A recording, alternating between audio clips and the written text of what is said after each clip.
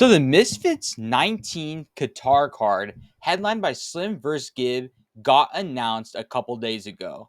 And well, I'm going to give you guys my reaction to this announcement and going fight by fight on what I think about each one. But before I get into that, if you guys can, please hit the subscribe button. My goal currently is getting to 10,000 subscribers, so I'd really appreciate, anyone who just hits the subscribe button, and it would really mean a lot to me. Anyways, let's get into the video. So starting off with the card, Jarvis is going against Ben Williams for that belt.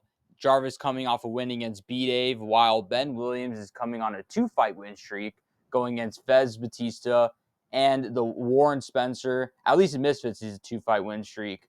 The Warren Spencer fight was a little controversial with the early stoppage. However, Ben Williams was, he was starting to do his thing though in the second round, and he has some skill for sure in the ring. The tough part about that fight is, Jarvis and his skill and his development and everything, he looks like a problem. His only loss so far is against a Nissan Gibb, and, hey, everyone knows how good Gibb is. There's a reason why they're both fighting in two different weight classes. Gibb's a heavier fighter. Jarvis, obviously a lighter fighter. But yeah, I think, Jarvis kind of showed how dominant of a boxer he can be when he fought a year ago, actually, against B-Dave. Obviously, I think B-Dave at least won a round. If not, Jarvis smoked him 5-0. Love B-Dave, the GOAT, but that's besides the point. Ben Williams, on the other hand, the thing of him, of how he could possibly win the fight, he's the longer fighter, I believe. He might be the bigger fighter in weight as well. I think, if he can fight a little bit on the outside, and I think just that jab would possibly, if he can utilize that, that 1-2, the jab, and kind of be dominant around there, fighting on the outside, I think, he could win it. That's his best chance of winning, in my personal opinion. But I mean, hey, we'll see what happens. It's a great fight to start off with within this super card announcement. All right, on to the next one. Nick Lamau, Jay Swingler rematch. For any Misfits fans that are here on my video, you guys know how big this fight is. But for the people who aren't really tuned into Misfits or new into Misfits, I give you guys pretty much a quick, spark note summary on this fight.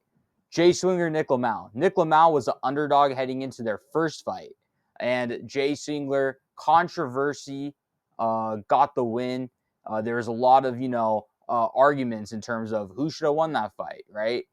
Jay Swingler, ever since then, he kind of retired and hasn't fought back since until, this card got announced, right? It's an interesting fight for sure. I don't know if Jay Swingler, kind of retired and just was like, I'll just be in the gym for a minute. But yeah, I think there's a lot of stakes on the line for this card specifically, especially since, Nick Lamau has been in the ring, I believe, since the Prime card is his last fight. I believe he's been in the gym since. I'm not 100% sure. But, I mean, he's been more active than Jay Swingler. That's the point I'm trying to say. But, yeah, I think this, has a lot of story behind this one, especially since, it ended in a controversy. But then after that, Salt Poppy, King Kenny was announced as, I believe, the co-main event. They're going to be I think they're going to be co-maining this, Qatar card, if I'm not mistaken. And that's a good decision, honestly. I think, they're both still redeeming themselves as a influencer boxer, their stardom, I guess. And in a way, this is kind of their last chance, at least for one of the fighters, in my opinion. I think this is King Kenny's kind of last shot into being up on those like upper echelon type of fighters. For me, Salt Poppy, I think Salt Poppy can kind of fight however much, as long as he doesn't. If he loses bad, I think that's a different story. But I feel like Salt Poppy, the fans love him, where they'll tune into any fight that he gets into, in my opinion. So yeah, I don't know how much stake necessarily. I think in terms of, I believe credibility is where Salt Poppy, if he does lose his fight, will lose. But outside of just entertainment, I mean, the guy's entertaining watching the ring, nothing less. But Salt Poppy should win this fight. He needs to win this fight if he wants to get the big fights, like a Slim rematch. Maybe potentially go against Gibb if, Gibb is interested in going against Salt Poppy, depending on how Salt Poppy beats King Kenny. But yeah, that aspect of it is very interesting. And before I get into the main event of what I think about that, I want to talk about the Deji return. Apparently, someone pulled out against Deji. I don't know who. If I don't know who I would have to guess pulled out. But yeah, I feel like if Deji is going to return, I hope they do have an opponent. But they just haven't told us versus, they don't have an opponent and he's supposed to fight in the card, because the last thing I want to see is to see the return of Deji and we don't see him in the event at all. I would love to see him back in the ring. If I have to give an opponent for Deji to go against, I think Alex Wasabi, I think, is the obvious answer that people would want to see. Outside of Wasabi, I feel like, a Deji, maybe Deji Ed Matthews. It would be kind of interesting, just because of, Ed Matthews has some pull. Why not? And Deji, they can kind of both talk their shit in a way. So I feel like that'd be entertaining from that aspect. I feel like Deji would smoke him. But yeah, in terms of competition, in terms of storylines and all that, Wasabi Deji's the obvious answer here. Will that actually happen? Who knows? I doubt it. I think, I feel like Wasabi might be doing his own thing for sure. Hints to why I haven't seen that dude back in the ring. I would say in over a year. I think the last time was the Prime card, actually, which is a year ago. So yeah, I think that's probably why he hasn't been back in the ring, and why we might not see it, at least on this card, the Wasabi Deji fight. But heading into the main event, man, Slim versus Gib. Holy shit. You know, Slim, he's been going back and forth with not only just Gib, but Leon Wills. Gib is just going back and forth with Slim's coach. And, the Slim's coach, he's trained, I believe they said 14 world champions. And the fact that Gib is disrespecting him like that is crazy. It's entertaining as fuck, though. I can't lie. Would I personally do something like that? Fuck no. I wouldn't have the balls to do that. However, Gib is different.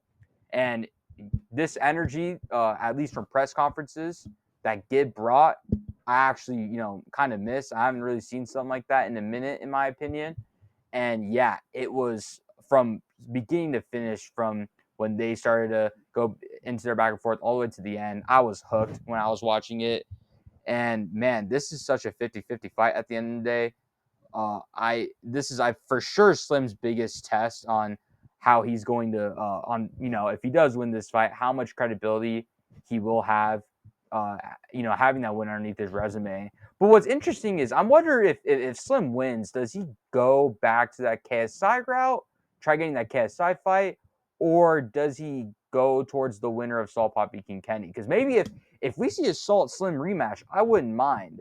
If KSI Slim were to 1v1 as well, I don't mind it as well. I don't think it's KSI's best interest, but it's just a different avenue of what we can see if Slim does win this fight. If Gibbs, let's just say hypothetically Gibbs win it as well. I don't know what's next for him, because I feel like he came back just to fight Slim. I don't see him being here more than one fight. If he is, then hey, fair play. I don't mind seeing him fight multiple times, but where does he go if he fights Slim? I'm very curious about that. And yeah, I think, overall, there are 4 for 4 within their fights so far. I can't wait to see what the other ones gonna be. If I have to guess, I believe the Misfits lightweight championship, that fight is going to, or not the championship, the finals tournament will be on this Qatar card.